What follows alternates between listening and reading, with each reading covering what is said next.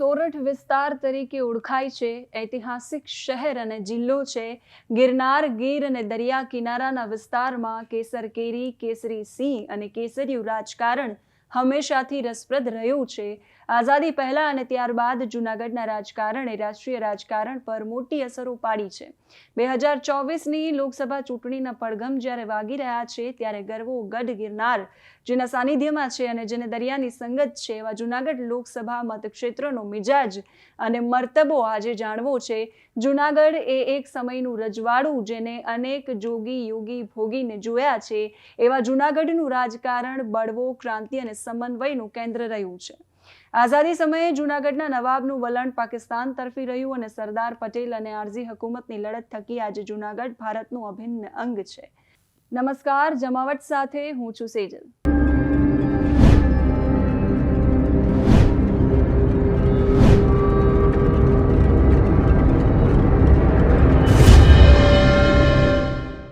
સોમનાથ દાદાની ભૂમિ અને આદિકવિ નરસિંહ મહેતાની શબ્દ કર્મભૂમિ એવા જૂનાગઢે સાંસ્કૃતિક, સામાજિક, ઐતિહાસિક અને રાજકીય પ્રવાહોમાં પોતાની આગવી અસ્મિતા અને ઓળખ અકબંધ રાખી છે. વિશ્વ પ્રસિદ્ધ કેસર કેરી તો ગીરના ડાલામથ્થા સમા સિંહ કેસરી જૂનાગઢ ગિરનાર અને તેની તપોભૂમિ વિસ્તાર સાથે એકાત્મ સર્જે છે. હિન્દુ, જૈન અને બૌદ્ધ ધર્મના પ્રવાહથી અસર પામી આ ધર્મોને પણ પોતાની ભૂમિ પર વિકસવાનું વાતાવરણ સર્જ્યું છે. મુસ્લિમ ધર્મ અને શાસકોનો પ્રભાવ પડ્યો પણ પોતાનું સાંસ્કૃતિક એક્ય જાળવી રાખ્યું છે. અશોકના શિલાલેખમાં સમયને મૂર્તિમંત રાખ્યો છે. એવા જૂનાગઢની લોકસભા બેઠકનો રાજકીય ગઢ કોણ સર કરશે તેનો સઘળો મદાર મતદારો પર છે. પણ સમીકરણો શું કહી રહ્યા છે એ જાણવું ખૂબ જરૂરી છે અને એટલે જ આજે વાત કરીશું જૂનાગઢ લોકસભા બેઠક વિશે. જૂનાગઢ બેઠક જે છે એ આમ તો કોઈ પણ એક જ્ઞાતિ જે છે એનું એમાં વર્ચસ્વ રહ્યું હોય એવું ક્યારેય નથી રહ્યું. ભારતીય જનતા પાર્ટી અને કોંગ્રેસ બંનેનો ગઢ રહી છે આ બેઠક અને એટલા માટે જ સાક્ષરતા દરથી શરૂઆત કરીશું. 67.18% સાક્ષરતા દર છે. રૂરલ વોટર્સ અહીંયા છે સૌથી વધારે 64.6%. ગ્રામ્ય મતદારો છે અને શહેરી મતદારોની જો વાત કરવામાં આવે 35.4%.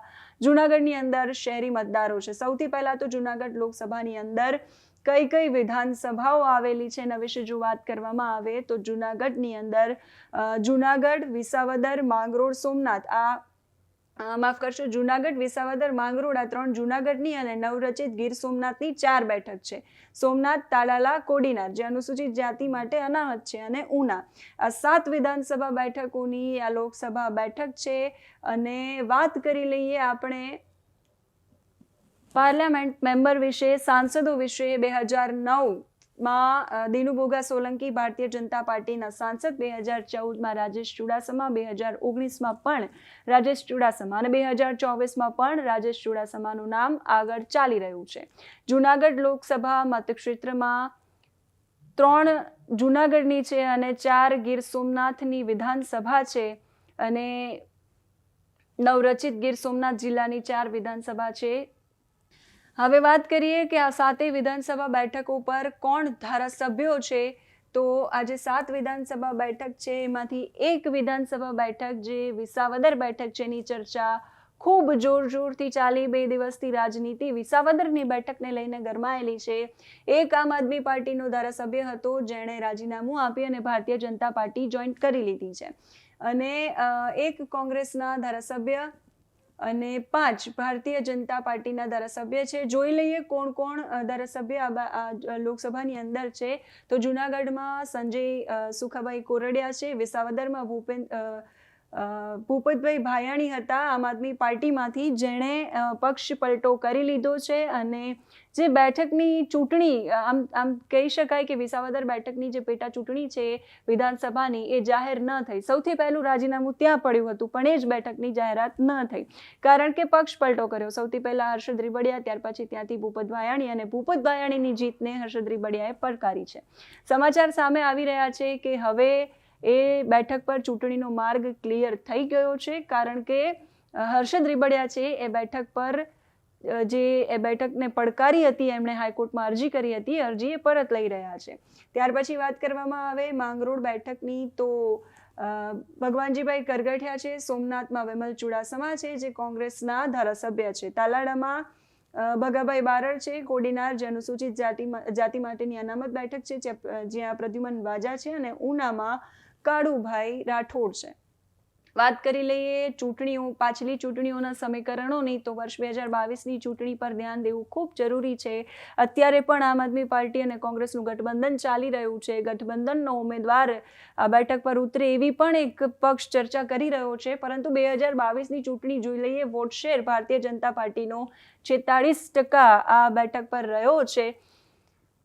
વિધાનસભાની ચૂંટણીમાં કોંગ્રેસનો વોટ શેર 28.4% રહ્યો છે. 2019માં ભારતીય જનતા પાર્ટીના ઉમેદવાર હતા રાજેશ ચુડાસમા અને એમની જીત થઈ હતી. છેલ્લી 2 ટર્મથી સતત સાંસદ તરીકે રાજેશ ચુડાસમાનું નામ ચર્ચાઈ રહ્યું છે. વિવાદો એ નામ સાથે ખૂબ જોડાયેલા છે, એની પણ આગળ વાત કરીશું, પરંતુ 2019માં એ ભારતીય જનતા પાર્ટીનો વોટ શેર છે 55.4% અને કોંગ્રેસનો વોટ શેર 40.2% રહ્યો છે. જ્ઞાતિના સમીકરણોની વાત કરવામાં આવે તો આ બેઠક પર જાતીય સમીકરણો જે છે એ આ બેઠક પર આમ તો કહી શકાય કે કોળી મતદારોનો દબદબો રહ્યો છે, જેના કારણે ભાજપના કોળી ઉમેદવાર રાજેશ ચુડાસમાએ છેલ્લી 2 ચૂંટણીઓમાં સરેરાશ 1.35 લાખ મતોની સરસાઈથી જીત મેળવી છે. જૂનાગઢ લોકસભા બેઠક પરની માંગરોળ, ઉના, સોમનાથ, તાલાલા અને કોડીના રાજ્ય વિધાનસભા બેઠકો છે, ત્યાં કોળી મતદારો મોટી સંખ્યામાં છે, અને બેઠકના રાજકીય ઇતિહાસને તપાસીએ તો અહીંથી કારડિયા, રાજપૂત, આહિર અને પાટીદાર સમાજના ઉમેદવારોને પણ સાંસદ બનવાની તક જે છે એ મળી છે. એટલા માટે આપણે આંકડાકીય માહિતી પણ જોઈ લઈએ. આ જે છે કોમ્યુનિટી નેમ અને એમનો જે વોટ શેર છે એ અહીંયા દર્શાવ્યો છે. મુસ્લિમ કોમ્યુનિટી જે છે એનો વોટ શેર 4.9% ચૂંટણીઓમાં રહ્યો છે. ગુજરાતી કોમ્યુનિટી એટલે બધી મિક્સ જ્ઞાતિઓ જેનો 4.4% વોટ શેર રહ્યો છે. ત્યાર પછી પરમાર છે જેનો 3.6% વોટ શેર રહ્યો છે. રાઠોડ છે એમનો 2.6%, મકવાણા 2%, ત્યાર પછી વાળા 2% અને ચૌહાણ 1.8%, અને ત્યાર પછી ક્રમશઃ તમે જોઈ શકો છો આ સ્ક્રીન પર ચુડાસમા, બાંભણિયા, ચાવડા, વાજા, ગોહિલ, બારડ, વાઘેલા, આ પ્રકારની બધી સરનેમ ધરાવતા લોકો અને એમનો વોટ શેર જે છે એ છે. પાછલી ચૂંટણીઓ વિશે વાત કરવી છે. જૂનાગઢ લોકસભા બેઠક પર ટોટલ 17 ચૂંટણી યોજાઈ છે, જેમાં 7 કોંગ્રેસ અને 7 ભારતીય જનતા પાર્ટી, 1 સ્વતંત્ર પક્ષ અને 1 ભારતીય લોકદળ અને જનતા દળ એકવાર ચૂંટણી જીત્યો છે. એટલે એક રીતે જોઈએ તો કહી શકાય કે ભાજપ અને કોંગ્રેસ બંને એક સરખી સંખ્યામાં ચૂંટણી જીત્યા છે. પણ શરૂઆતનો જે કાળ હતો એ કોંગ્રેસ અને અત્યારનો જે કાળ છે એ ભારતીય જનતા પાર્ટીનો છે, એવું એ કહી શકાય. આ બેઠક પરની પહેલી 2 સળંગ ચૂંટણી કોંગ્રેસના નરેન્દ્ર પ્રાગજીભાઈ નથવાણી જીત્યા હતા. તો 1962ની ત્રીજી ચૂંટણી જે હતી એ કોંગ્રેસના ચિહ્ન પરથી ચિત્તરંજન રૂગનાથ રાજા ઉર્ફે બચુભાઈ રાજા તરીકે ઓળખાતા એ જીત્યા હતા. જ્યારે દેશમાં સ્વતંત્ર પક્ષનો દોર હતો ત્યારે સ્વતંત્ર પક્ષના વિરેન જીવણભાઈ શાહ લોકસભા બેઠક પરથી વિજયી બન્યા હતા. ત્યાર પછીની 5મી ચૂંટણી એટલે કે 1971થી 1977, જેમાં કોંગ્રેસના નાનજીભાઈ વેકરિયા વિજેતા બન્યા હતા. દેશમાં કટોકટી પછી જે ચૂંટણી યોજાઈ 1977ની, એ ચૂંટણીમાં કોંગ્રેસી અને ત્યારબાદ ભારતીય લોકદળ તરફથી ચૂંટણીમાં ઉતરેલા નરેન્દ્રભાઈ પ્રાગજીભાઈ નથવાણી ચૂંટણી જીત્યા હતા. વિપક્ષોની નબળી સરકારના પતન પછી કોંગ્રેસનો પુનઃ ઉદય થયો અને સમયે ઇન્દિરા ગાંધી દેશના સુપ્રીમ નેતા તરીકે ઉપસી આવ્યા. અને વાત કરીએ 1980ની અને 1984ની, એમ બંને ચૂંટણીમાં જૂનાગઢ બેઠક પરથી કોંગ્રેસ ના મોહનલાલ લાલજીભાઈ પટેલ ચૂંટણી જીત્યા હતા. 1989માં બોફોર્સ કૌભાંડ જે સામે આવ્યું અને તત્કાલીન વડાપ્રધાન રાજીવ ગાંધીના નામની ચર્ચાઓ જામી, અને વર્ષ 1989માં જે ચૂંટણી યોજાઈ લોકસભાની ચૂંટણી, જેમાં વીપી સિંઘના જનતા દળ પક્ષના ઉમેદવાર ગોવિંદભાઈ કાનજીભાઈ શેખડા એમનો વિજય થયો હતો. એક વાત એવી પણ છે કે કોંગ્રેસનું બોફોર્સ કૌભાંડ જૂનાગઢ લોકસભા બેઠકને ખૂબ નડ્યું છે. કોંગ્રેસનું ત્યારથી ધોવાણ આ બેઠક પર થયું છે. 89ની ચૂંટણી પછી કોંગ્રેસે પોતાનું પ્રભુત્વ જૂનાગઢ લોકસભા બેઠક પરથી ગુમાવ્યું છે. 89 પછી જૂનાગઢ લોકસભા બેઠક પર યોજાયેલી 8 ચૂંટણીમાંથી ફક્ત 2004ની એક જ ચૂંટણી કોંગ્રેસ જીત્યું છે. છેલ્લી ચૂંટણી કોંગ્રેસના જસુભાઈ બારડે જીતી હતી. 1991ની લોકસભા ચૂંટણીમાં ભાજપે પહેલી વાર જૂનાગઢ બેઠક હાંસલ કરી હતી. ભાજપના ભાવનાબેન ચીખલિયાએ 1991થી 1999 સુધી સળંગ 4 લોકસભાની ચૂંટણી જીતી ભાજપનું પ્રભુત્વ સ્થાપ્યું. ત્યાર પછી ભાવનાબેન ચીખલિયા અટલ બિહારી વાજપેયીની સરકારમાં મંત્રી તરીકે ફરજ બજાવી ચૂક્યા છે. 2004ની લોકસભાની ચૂંટણીમાં કોંગ્રેસે કમબેક કર્યું. 2004માં કોંગ્રેસના જસુભાઈ બારડનો ભાજપના 4 વખતના વિજેતા ભાવનાબેન ચીખલિયા સામે 40,921 મતથી વિજય થયો. એટલે આ બેઠક પરની જો બધી જ ચૂંટણીઓની વાત કરીએ આપણે, સૌથી રસપ્રદ આ બેઠક પર જે ચૂંટણી રહી છે 2009ની ચૂંટણી રહી છે. 2009માં ભાજપે દિનુ સોલંકીને ટિકિટ આપી તો કોંગ્રેસે જસુ બારડને રિપીટ કર્યા. આપણે એ જોઈ લઈએ 2009ની ચૂંટણી અહીંયા જે છે. સૌથી પહેલા ત્યાંથી જ આપણે શરૂઆત કરીએ. નોર્મલી આપણે 2022 અને પછી 19 એ રીતે શરૂ કરતા હોઈએ છીએ, પણ આજે સૌથી પહેલા 2009ની વાત કરવી છે, કારણ કે 2009ની જે ચૂંટણી છે એમાં કોંગ્રેસે જશુભાઈ બારડને ટિકિટ આપી તો ભારતીય જનતા પાર્ટીએ દિનુબોગા સોલંકીને, અને એક ઇન્ડિપેન્ડન્ટ ઉમેદવાર પણ હતો. અને રસપ્રદ આ ચૂંટણી એટલા માટે રહી હતી કારણ કે ભાજપે દિનુ સોલંકીને રિપીટ કર્યા, ટિકિટ આપી તો કોંગ્રેસે જસુભાઈ બારડને રિપીટ કર્યા. આ ચૂંટણીમાં 57.88% મતદાન થયું, પણ ચૂંટણી પરિણામ પર આજે અપક્ષના ઉમેદવાર છે હીરાલાલ ચૌહાણ, એમના મત છે એ ભારતીય જનતા પાર્ટીને ખૂબ અસર કરી ગયા. અપક્ષના જે મત છે હીરાલાલ ચૌહાણના કેટલા મત છે? 23,290. અને ભારતીય જનતા પાર્ટીના ઉમેદવાર છે દિનુબોગા સોલંકીના, એમના 3,55,295. એટલે આ અપક્ષે ભારતીય જનતા પાર્ટીના ઉમેદવારને ટેકો આપ્યો અને આ ચૂંટણીમાં એ વિજેતા થઈ ગયા. એટલે ભાજપના દિનુ સોલંકીને જે મત મળ્યા હતા એમાં કોંગ્રેસના જસુભાઈ બારડને જે મત પ્રાપ્ત થયા હતા, અપક્ષના જે ઉમેદવાર હતા, બધાના મતોના કારણે કોંગ્રેસ જે છે એની હાર થઈ અને ભાજપના દિનુબોગા સોલંકીનો જે છે વિજય થયો 13,749 મતથી. એટલે કહી શકાય કે ટકાવારી પ્રમાણે જો આપણે જોઈએ તો 1.8% વોટ શેર, એટલા માર્જિન, એટલા તફાવતથી દિનુબોગા સોલંકી જે છે એ ચૂંટણી જીત્યા હતા.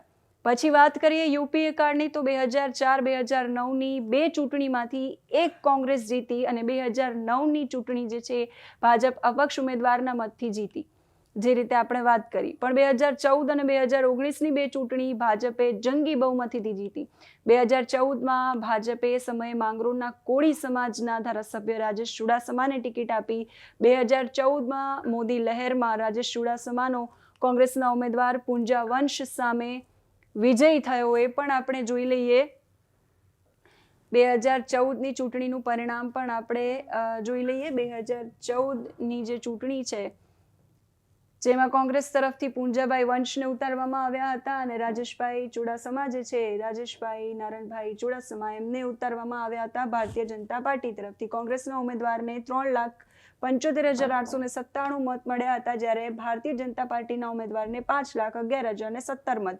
54.5% એમનો વોટ શેર અને 40.1% કોંગ્રેસનો વોટ શેર. 14.4%ના માર્જિન સાથે ભારતીય જનતા પાર્ટીના ઉમેદવાર છે રાજેશભાઈ ચુડાસમા, એમની જીત થઈ. 1,35,120 મત એમને મળ્યા હતા અને એમની ચૂંટણીમાં જીત થઈ હતી. એ વખતે નોટામાં પણ 17,000 જેટલા મત નોંધાયા હતા.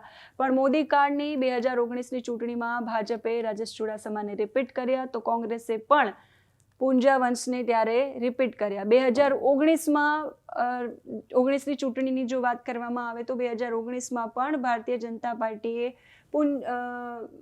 રાજેશ ચુડાસમાને રિપીટ કર્યા હતા અને કોંગ્રેસ તરફથી પૂંજાભાઈ વંશને ટિકિટ આપવામાં આવી હતી.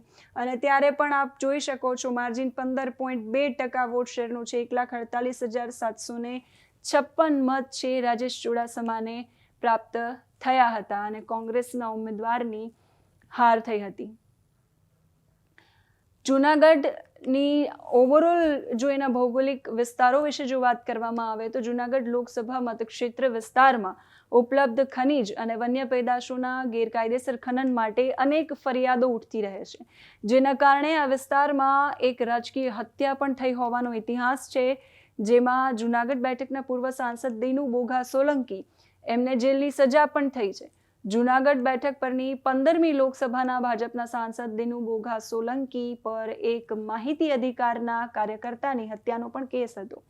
આ કેસના પગલે દિનુભાઈ સોલંકીને જેલની સજા થઈ હતી. વર્તમાન સાંસદ રાજેશ ચુડાસમા સાથે પણ વિવાદના સમાચારો આવતા રહે છે. છેલ્લી 2 ટર્મથી ભારતીય જનતા પાર્ટીના સાંસદ છે અને એમની સામે વેરાવળના એક ડોક્ટરે કરેલી આત્મહત્યા માટે એમના પર આરોપ લાગ્યો હતો અને મીડિયામાં ખૂબ ચમક્યા હતા. જો કે વિવાદના કારણે એમને ટિકિટ નહીં મળે એવી એક ચર્ચાઓ પણ ચાલી હતી, પરંતુ હવે સમાચાર થોડા સમય પહેલા જ આપણે સાંભળ્યા કે ડોક્ટર ચગના પરિવાર સાથે રાજેશ ચુડાસમાને સમાધાન થઈ ગયું છે, એટલે ભાજપ એમને લોકસભાના ઉમેદવાર જાહેર કરી શકે છે. પણ આ સાથે બીજા નામોની પણ ચર્ચાઓ ચાલી રહી છે. પાછલી 2 ચૂંટણીમાં ભાજપ અને કોંગ્રેસ દ્વારા કોળી સમાજના ઉમેદવારો પર પસંદગી ઉતારીને લોકસભા બેઠક કબજે કરવા માટે રણનીતિ ઘડાઈ રહી છે, જેમાં ભાજપ સફળ રહ્યું છે. પાછલા 2 ચૂંટણીથી ભાજપે જાહેર કરેલો કોળી ઉમેદવાર ચૂંટણી જીતવામાં સફળ રહ્યો છે, પરંતુ જૂનાગઢ લોકસભા બેઠકમાં કોળી મતદારોને બાદ કરીને અન્ય મતદારો પણ ખૂબ જ નિર્ણાયક છે. માત્ર જ્ઞાતિ જાતિના સમીકરણ યોગ્ય રીતે બેસાડવામાં આવે તો કોળી જ્ઞાતિ સિવાયનો પણ ઉમેદવાર આ બેઠક પરથી જીતીને સંસદ સુધી પહોંચવામાં સફળ બની શકે છે. જૂનાગઢ લોકસભાની સીટ બિન કોળી સાંસદોને આપવા માટે પણ જાણીતી છે.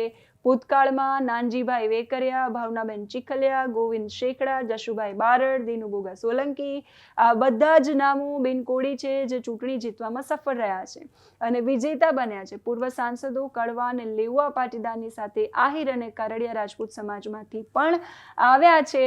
પાછલી 2 ચૂંટણીમાંથી કોળી જ્ઞાતિનો ઉમેદવાર જે છે એ સાંસદ બનવામાં સફળ રહ્યો છે. આવતી ચૂંટણીની વાત કરીએ તો લોકસભાની ચૂંટણીમાં કોઈ પણ રાજકીય પક્ષ કોળી જ્ઞાતિ સિવાયના ઉમેદવારને ચૂંટણી જંગમાં ઉતારે તો પણ એ સાંસદ બની શકે એવી શક્યતાઓ છે. જૂનાગઢની સીટમાં જ્ઞાતિ અને જાતિના સમીકરણો એ સ્પષ્ટ કરે છે.